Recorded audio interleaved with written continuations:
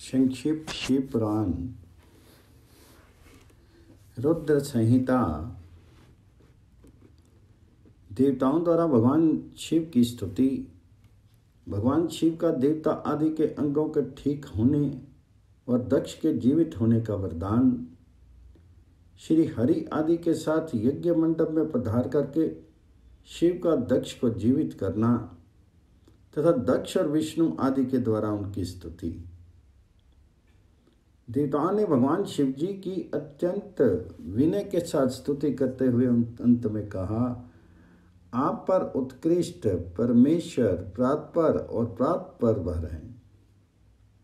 आप सर्वव्यापी विश्व मूर्ति महेश्वर को नमस्कार है।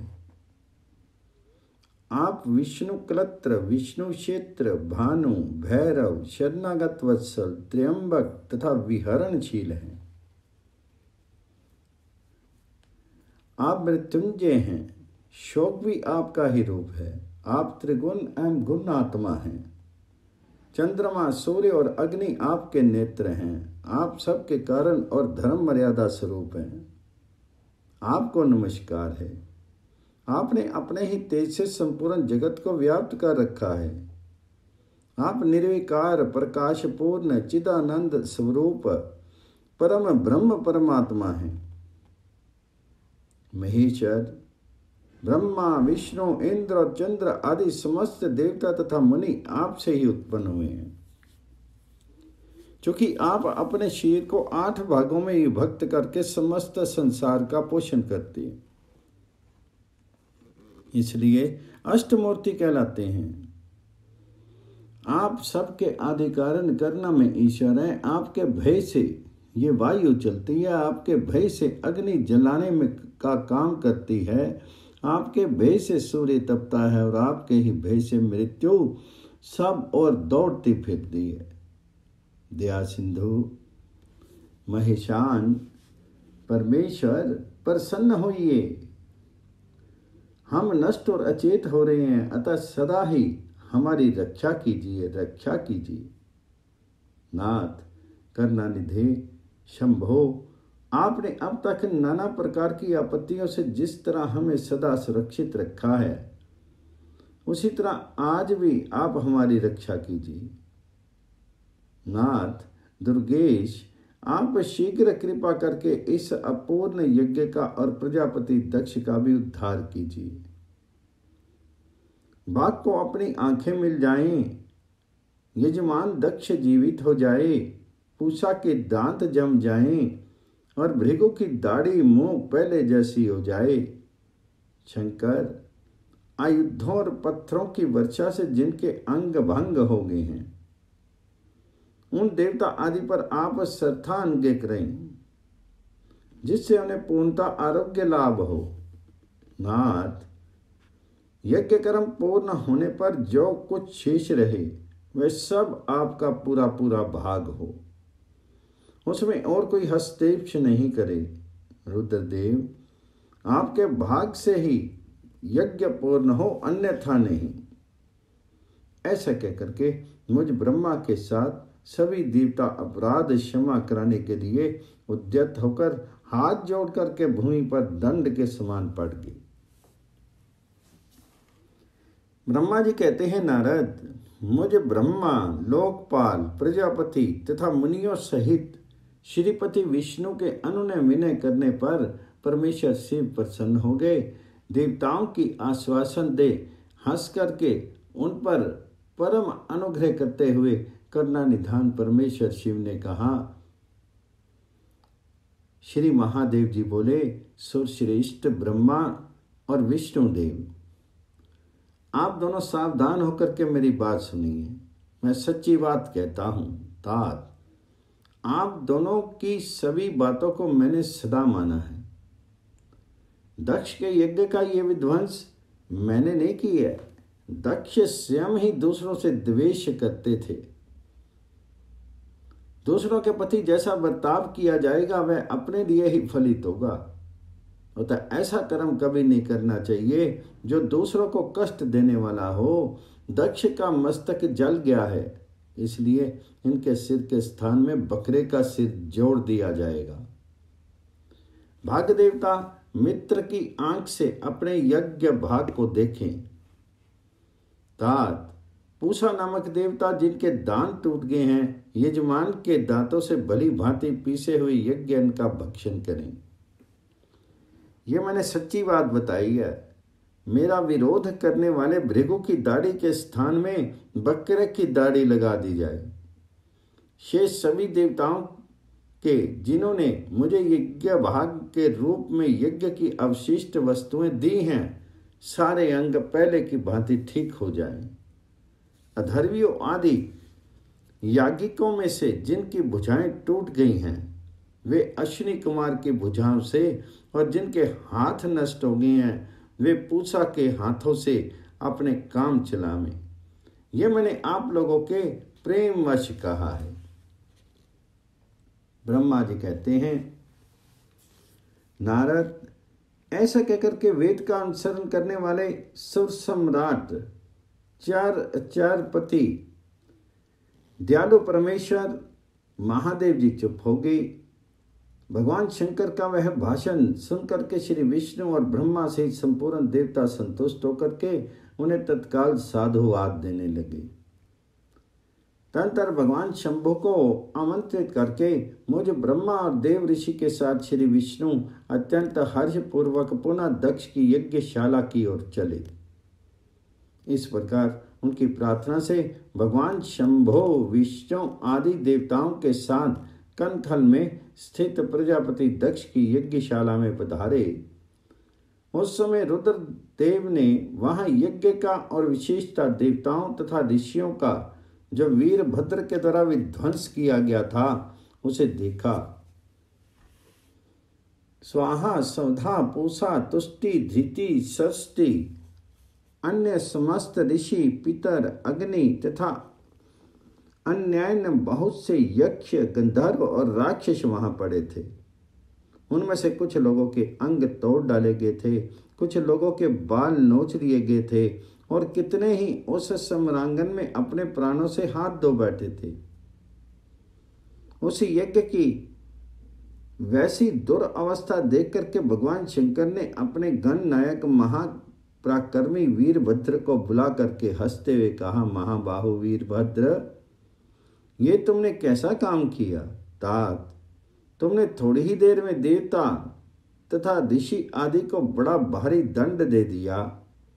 वत्स, जिसने ऐसा द्रोहपूर्ण कार्य किया, इस विलक्षण यज्ञ का आयोजन किया और जिसे ऐसा फल मिला, उस दक्ष को तुम शीघ्र यहाँ ले आओ। भगवान शंकर के ऐसा कहने पर वीरभद्र ने बड़ी उतावली के साथ दक्ष का धड़ ला करके उनके सामने डाल दिया। दक्ष के उस शव को सिर से रहित देख करके लोक कल्याणकारी भगवान शंकर ने आगे खड़े हुए वीरभद्र से हंस करके पूछा, दक्ष का सिर कहाँ है। तब प्रभावशाली वीरभद्र ने कहा, प्रभु शंकर, मैंने तो उसी समय दक्ष के सिर को आग में होम कर दिया। वीरभद्र की यह बात सुनकर के भगवान शंकर ने देवताओं को प्रसन्नता पूर्वक वैसी ही आज्ञा दी जो पहले दे रखी थी। भगवान भव ने उस समय जो कुछ कहा उसकी मेरे द्वारा पूर्ति करा करके श्री हरि आदि सब देवताओं ने भृगु आदि सबको शीघ्र ही ठीक कर दिया। तदनंतर शंभु के आदेश से प्रजापति के धड़ के साथ यज्ञ पशु बकरे का सिर जोड़ दिया गया। इस सिर के जोड़े जाते ही शंभु की शुभ दृष्टि पड़ने से प्रजापति के सिर में प्राण आ गए और वे तत्काल सोकर जगे हुए पुरुष के भांति उठ करके खड़े हो गए। उठते ही उन्होंने अपने सामने करुणानिधि भगवान शंकर को देखा। देखते ही दक्ष के हृदय में प्रेम उमड़ आया। उस प्रेम ने उनके अंतःकरण को निर्मल एवं प्रसन्न कर दिया। तैने महादेव जी से द्वेष करने के कारण उसका अंतःकरण मलिन हो गया था, परंतु उस समय शिव के दर्शन से वे तत्काल शरद ऋतु के चंद्रमा की भांति निर्मल हो गए। उनके मन में भगवान शिव की स्तुति करने का विचार उत्पन्न हुआ। परंतु वे अनुराग आधिक्य के कारण तथा अपनी मरी हुई पुत्री का स्मरण करके व्याकुल हो जाने के कारण तत्काल उनका स्तमन नहीं कर सके। थोड़ी देर बाद मन स्थिर होने पर दक्ष ने लज्जित होकर के लोक शंकर शिव शंकर को प्रणाम किया और उनकी स्तुति आरंभ की। उन्होंने भगवान शंकर की महिमा गाते हुए बारंबार उन्हें प्रणाम किया। फिर अंत में कहा, परमेश्वर, आपने ब्रह्मा होकर के सबसे पहले आत्म तत्व का ज्ञान प्राप्त करने के लिए अपने मुख से विद्या, तप और व्रत धारण करने वाले ब्राह्मणों को उत्पन्न किया था। जैसे ग्वाला लाठी लेकर के गौओं की रक्षा करता है, उसी प्रकार मर्यादा का पालन करने वाले आप परमेश्वर दंड धारण किए उन साधु ब्राह्मणों की सभी विपत्तियों से रक्षा करते हैं। मैंने दुर्वचन रूपी बाणों से आप परमेश्वर को भीन डाला था, फिर भी आप मुझ पर अनुग्रह करने के लिए यहाँ आ गए। अब मेरी ही तरह अत्यंत दैन्यपूर्ण आशा वाले इन देवताओं पर भी कृपा कीजिए। भक्तवत्सल, दीन बंधु, शंभु, मुझ में आपको प्रसन्न करने के लिए कोई गुण नहीं है। आप षड्विध ऐश्वर्य से संपन्न परमात्मा हैं, अतः अपने ही बहुमूल्य उदारता पूर्ण बर्ताव से मुझ पर संतुष्ट होइए।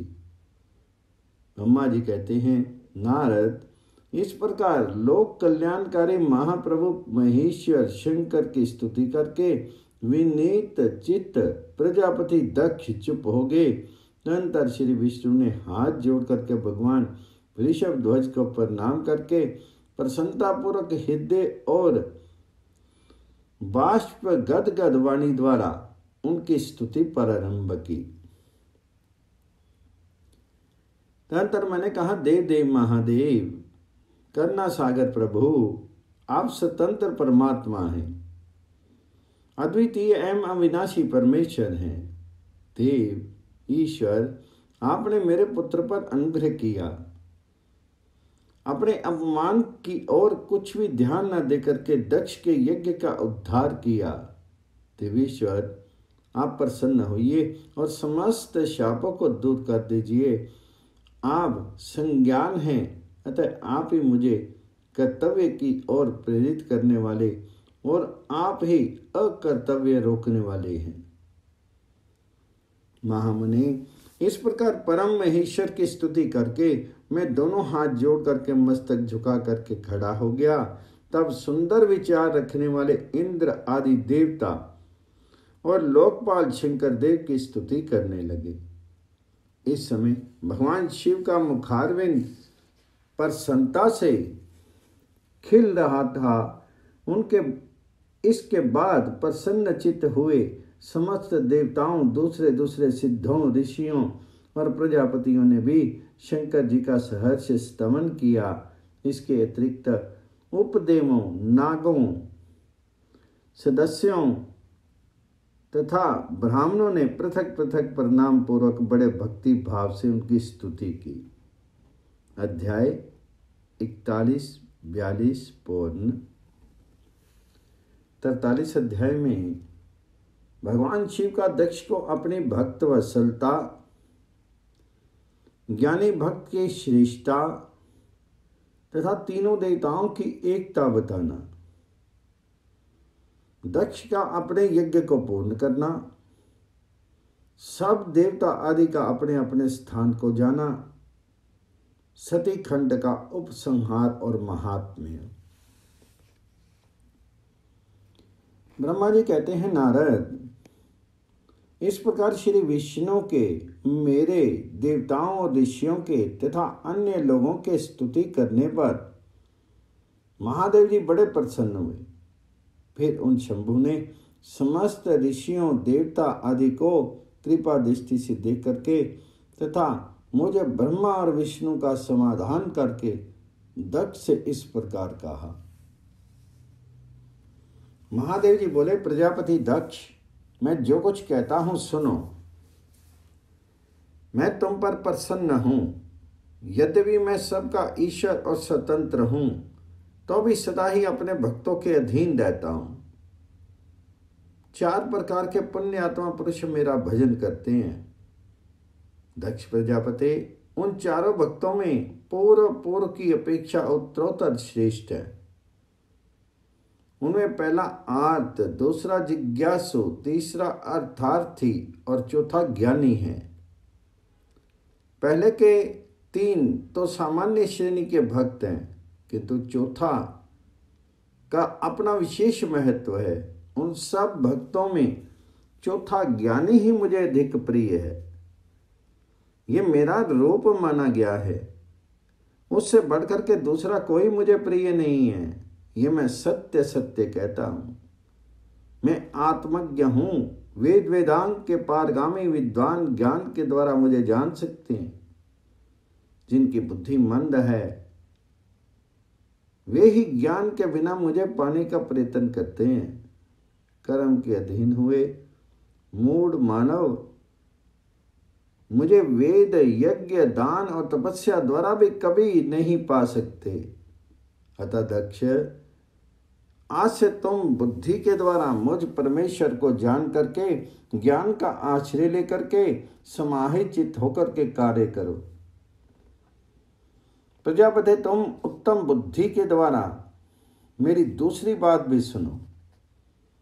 मैं अपने सगुण स्वरूप के विषय में भी इस गोपनीय रहस्य को धर्म की दृष्टि से तुम्हारे सामने प्रकट करता हूं।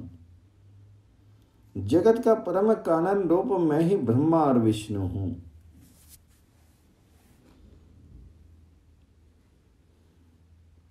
मैं सबका आत्मा, ईश्वर और साक्षी हूं। स्वयं प्रकाश तथा निर्विशेष हूं। मुने, अपनी त्रिगुणात्मिका माया को स्वीकार करके मैं ही जगत की सृष्टि, पालन और संहार करता हुआ उन क्रियाओं के अनुरूप ब्रह्मा, विष्णु और रुद्र नाम धारण करता हूं। उस अद्वितीय भेद रहित केवल विशुद्ध मुझ पर ब्रह्म परमात्मा में ही अज्ञानी पुरुष ब्रह्म, ईश्वर तथा अन्य समस्त जीवों को भिन्न रूप से देखता है। जैसे मनुष्य अपने सिर और हाथ आदि अंगों में ये मुझसे भिन्न हैं, ऐसी परकीय बुद्धि कभी नहीं करता, उसी तरह मेरा भक्त प्राणी मात्र में मुझसे भिन्नता नहीं देखता है। दक्ष, मैं, ब्रह्मा और विष्णु तीनों स्वरूपता एक ही हैं तथा हम ही संपूर्ण जीव रूप हैं। ऐसा समझ करके जो हम तीनों देवताओं में भेद नहीं देखता वही शांति प्राप्त करता है। जो नरधम हम तीनों में भेद बुद्धि रखता है वह निश्चय ही जब तक चंद्रमा और तारे रहते हैं तब तक नरक में निवास करता है।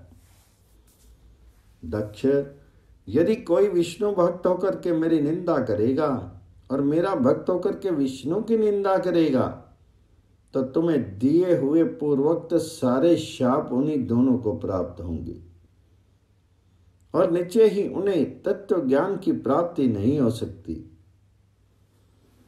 ब्रह्मा जी कहते हैं, मुनि, भगवान महेश्वर के इस सुखदायक वचन को सुनकर के सब देवता मुनि आदि को उस अवसर पर बड़ा हर्ष हुआ। कुटुंब सहित दक्ष बड़ी प्रसन्नता के साथ शिव भक्ति में तत्पर हो गया। वे देवता आदि भी शिव को ही सर्वेश्वर जान करके भगवान शिव के भजन में लग गए। जिसने जिस प्रकार परमात्मा शंभु की स्तुति की थी उसी प्रकार उसे संतुष्ट चित्त हुए शंभु ने वर दिया। मुनि, तदनंतर भगवान शिव की आज्ञा पाकर के प्रसन्न होते शिव भक्त दक्ष ने शिव के ही अनुग्रह से अपना यज्ञ पूरा किया। उन्होंने देवताओं को तो यज्ञ भाग दिए ही, शिव को भी पूर्ण भाग दिया, साथ ही ब्राह्मणों को दान दिया। इस तरह उन्हें शंभु का अनुग्रह प्राप्त हुआ। इस प्रकार श्री महादेव जी के उस महान कर्म का विधि पूर्वक वर्णन किया गया। प्रजापति ने ऋतिज्ञों के सहयोग से उस यज्ञ कर्म को विधिवत समाप्त किया। मुनीश्वर इस प्रकार पर ब्रह्मस्वरूप शंकर के प्रसाद से वह दक्ष का यज्ञ पूर्ण हुआ। तदनंतर सब देवता और ऋषि संतुष्ट होकर के भगवान शिव के यश का दर्शन करते हुए अपने अपने स्थान को चले गए। दूसरे लोग भी उस समय वहां से सुखपूर्वक विदा हो गए। मैं और श्री विष्णु भी अत्यंत प्रसन्न होकर के भगवान शिव के सर्व मंगलदायक सुयश का चिंतन गान करते हुए अपने अपने स्थान को चले आए। सत्पुरुषों के आश्रयभूत महादेव जी भी दक्ष सम्मानित होकर के प्रीति और प्रसन्नता के साथ गणों सहित अपने निवास स्थान कैलाश पर्वत को चले गए। अपने पर्वत पर आकर के शंभु ने अपनी प्रिया सती का स्मरण किया और प्रधान प्रधान गणों से उनकी कथा कही। इस प्रकार दक्ष कन्या सती यज्ञ में अपने शीर को त्याग करके फिर हिमालय की पत्नी मैना के गर्भ से उत्पन्न हुई। ये बात प्रसिद्ध है। फिर वहां तपस्या करके गौरी शिवा ने भगवान शिव का पति रूप में वर्ण किया। वे उनके वामांग में स्थान पा करके अद्भुत लीलाएं करने लगी।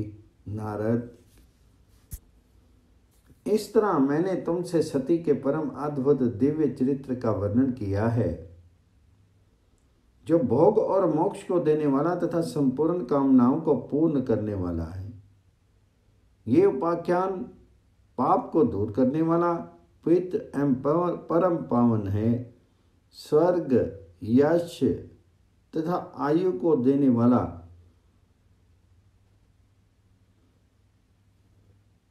तथा पुत्र पौत्र रूप फल प्रदान करने वाला है। तात, जो भक्तिमान पुरुष भक्ति भाव से लोगों को ये कथा सुनाता है, वह इस लोक में संपूर्ण कर्मों का फल पा करके परलोक में परम गति को प्राप्त कर लेता है। अध्याय 43 पूर्ण। रुद्र संहिता का सती खंड संपूर्ण।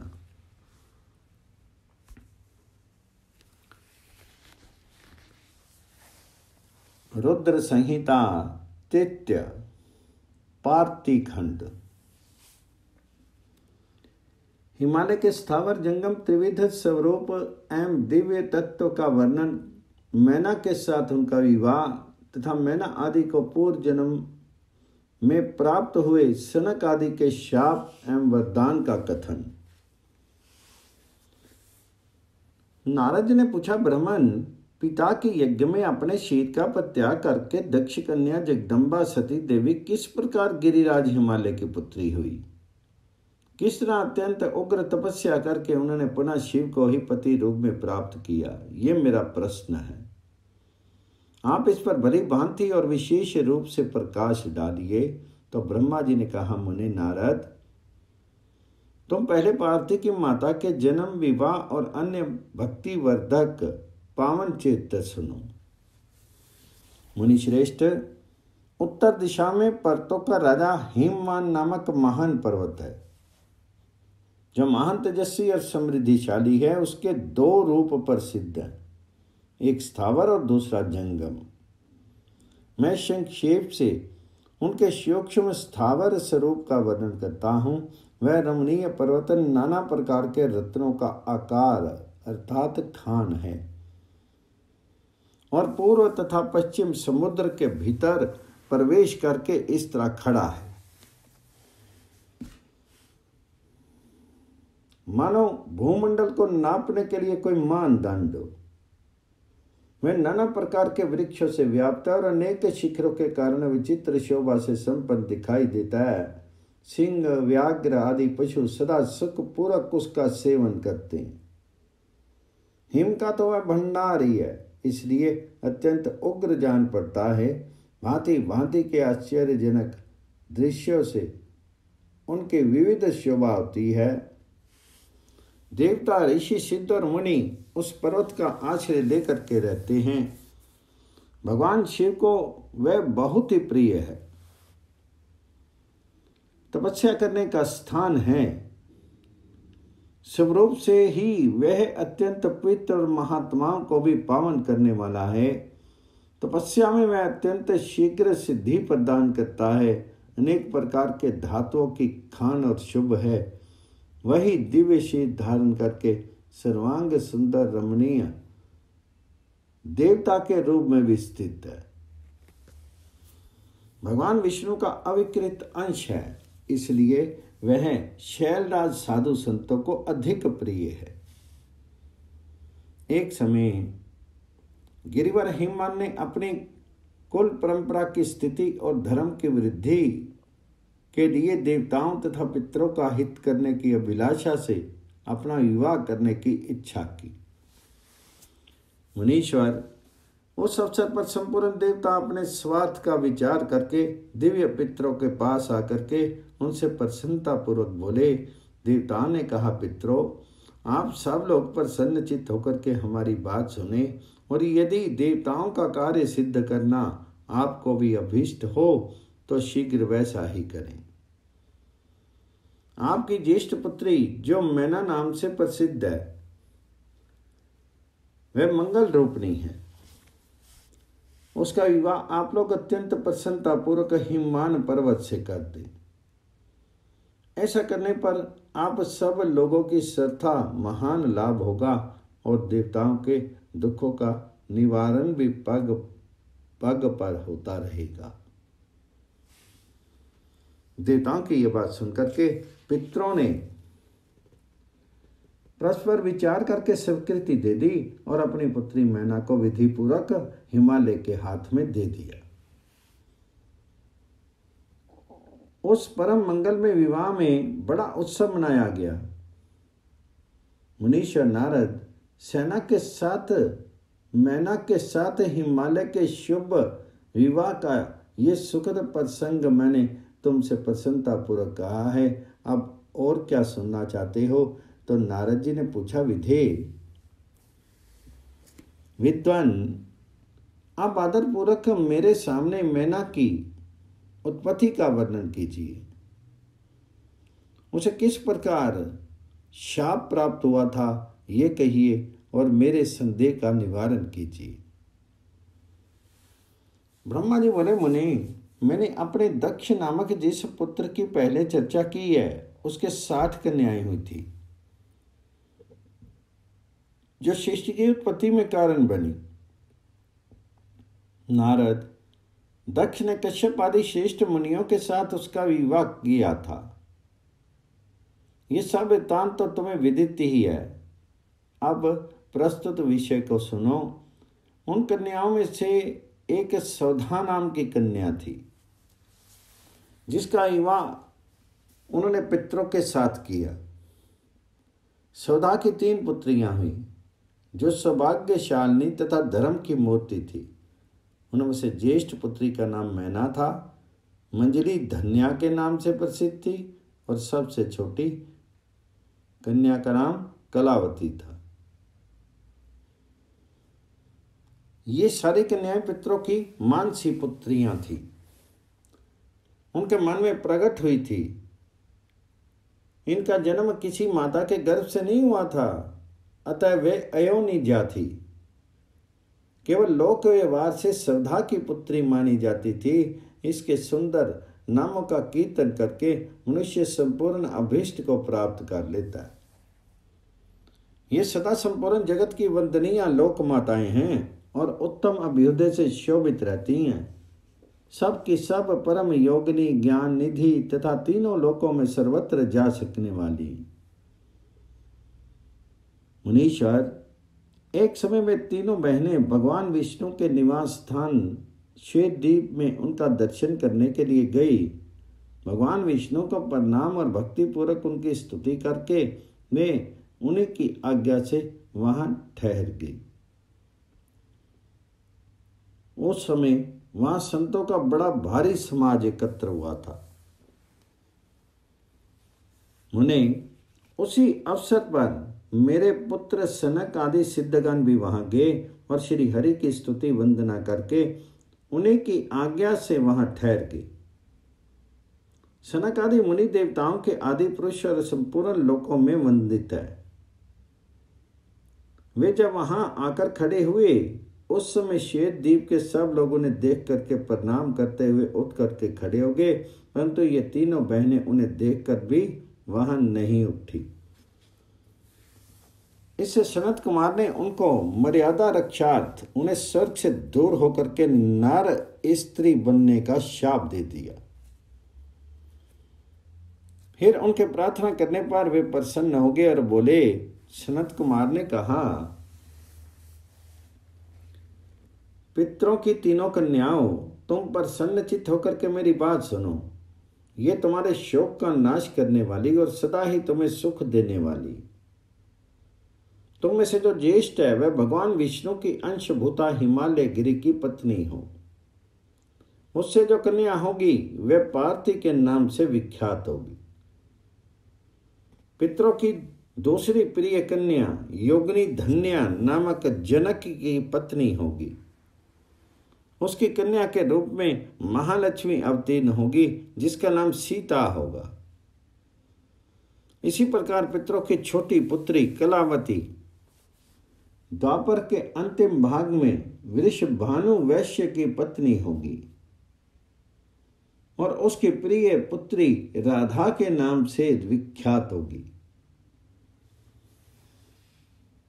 योगिनी मेनका मैना पार्वती जी के वरदान से अपने पति के साथ उसी श्री से कैलाश नामक परम पद को प्राप्त हो जाएगी। धन्या तथा उसके पति जनक कुल में उत्पन्न हुई जीवन मुक्त महायोगी राजा सीध्वज लक्ष्मी स्वरूपा सीता के प्रभाव से वैकुंठ धाम में जाएंगे। वृषभानु के साथ वैवाहिक मंगल कृत्य संपन्न होने के कारण जीवन मुक्त योगिनी कलावती भी अपनी कन्या राधा के साथ गोलोक धाम में जाएंगी, इसमें संशय नहीं है। विपत्ति में पड़े बिना कहाँ किनकी महिमा प्रकट होती है। उत्तम कर्म करने वाले पुण्य आत्मा पुरुषों का संकट जब टल जाता है तब उन्हें दुर्लभ सुख की प्राप्ति होती है। अब तुम लोग प्रसन्नतापूर्वक मेरी दूसरी बात भी सुनो, जो सदा सुख देने वाली है। मैना की पुत्री जगदम्बा पार्वती देवी अत्यंत दुस्सह तप करके भगवान शिव की प्रिय पत्नी बनेगी। धन्या की पुत्री सीता भगवान श्री रामचंद्र जी की पत्नी होंगी और लोकाचार का आश्रय लेकर के श्री राम के साथ विहार करेंगी। साक्षात गोलोक धाम में निवास करने वाली राधा ही कलावती की पुत्री होगी। वे गुप्त स्नेह में बंद करके श्री कृष्ण की प्रीतमा बनेगी। ब्रह्मा जी कहते हैं, नारद, इस प्रकार शाप के ब्याज से दुर्लभ वरदान देकर के सबके द्वारा प्रशंसित भगवान सनत कुमार मुनि भाइयों सहित वहीं अंतर ध्यान हो गए। तात पितरों की मानसी पुत्री वे तीनों बहनें इस प्रकार शाप मुक्त होकर के सुख पा करके तुरंत अपने घर को चली गई। अध्याय 1-2 पूर्ण।